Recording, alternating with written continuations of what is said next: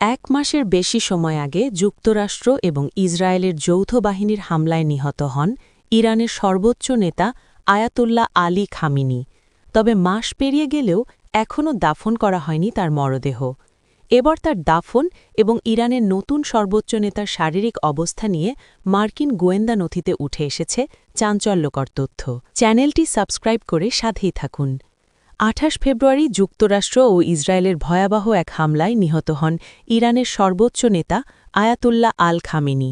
এরপর থেকেই ইরানের এই সর্বোচ্চ নেতার দাফন কবে হবে তা নিয়ে শুরু হয় জল্পনা-কল্পনা।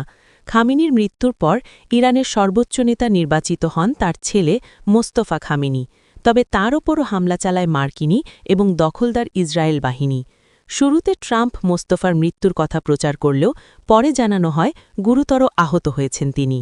সর্বোচ্চ এই নেতাকে জনসাধারণের সামনে দেখা না গেলে তার শারীরিক অবস্থা নিয়েও তৈরি হয় ধোঁয়াশা। এরপর থেকেই এই দুই নেতাকে নিয়ে তথ্য সংগ্রহ করতে থাকে মার্কিন গোয়েন্দা বাহিনী। এবার তাদের এই গোয়েন্দা নথি নিয়ে এক প্রতিবেদন প্রকাশ করেছে ব্রিটিশ সংবাদমাধ্যম সানডে টাইমস, যেখানে উঠে এসেছে চাঞ্চল্যকর সব তথ্য। গোয়েন্দা তথ্যে বলা হয়েছে ইরানের নতুন সর্বোচ্চ নেতা মোস্তফা খামেনি গুরুতর অসুস্থ হয়ে অচেতন অবস্থায় দেশটির পবিত্র শহর কোমে চিকিৎসাধীন রয়েছেন। ঠিক এই কারণেই তিনি দেশের কার্যক্রম পরিচালনার সক্ষমতায় আপাতত নেই।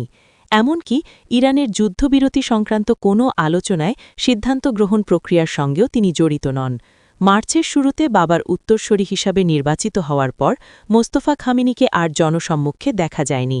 এরপর তার নামে দুটি বিবৃতি ইরানের রাষ্ট্রীয় টেলিভিশনে পাঠ করা হয়েছে।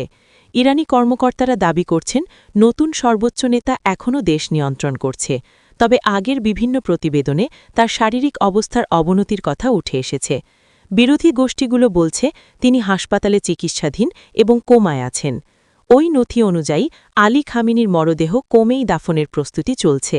শহরটি শিয়া ধর্মীয় ক্ষমতার কেন্দ্র এবং দেশটির ধর্মীয় রাজধানী হিসেবে পরিচিত। এতে আরও বলা হয়েছে গোয়েন্দা সংস্থাগুলো কোমে একাধিক কবরের এক বিশাল সমাধি নির্মাণের ভিত্তিপ্রস্তরের কাজ শনাক্ত করেছে। ধারণা করা হচ্ছে পরিবারের অন্য সদস্যদের প্রয়াত সর্বোচ্চ নেতার পাশে দাফন করা হতে পারে তাকে। এর আগে ইরান সরকার জানায় নজিরবিহীন জনসমাগমের আশঙ্কায় খামেনির রাষ্ট্রীয় জানাজা স্থগিত করা হয়েছে। তবে এই বিলম্ব নিয়ে প্রশ্ন উঠেছে, কারণ শিয়া রীতি অনুযায়ী মৃত্যুর পর দ্রুত দাফন সম্পন্ন করা হয়। আগামী বুধবার তার মৃত্যুর ৪০ দিন পূর্ণ হবে, যা শিয়া ইসলামের শোকের সময়সীমার সমাপ্তি নির্দেশ করে। নথিতে আরও বলা হয়েছে নিরাপত্তা উদ্বেগের কারণে কোমে তাকে সাময়িকভাবে রাখা হতে পারে কিনা সেটিও স্পষ্ট নয়, কারণ আশঙ্কা রয়েছে ইসরায়েল বা যুক্তরাষ্ট্র কোনো প্রকাশ্য অনুষ্ঠান বা জানাজাকে লক্ষ্যবস্তু বানাতে পারে। তবে আলী খামেনির জানাজা সম্ভবত তার পূর্বসূরি নেতা রুহুল্লাহ খামেনির জানাজার তুলনায় সম্পূর্ণ ভিন্ন হবে।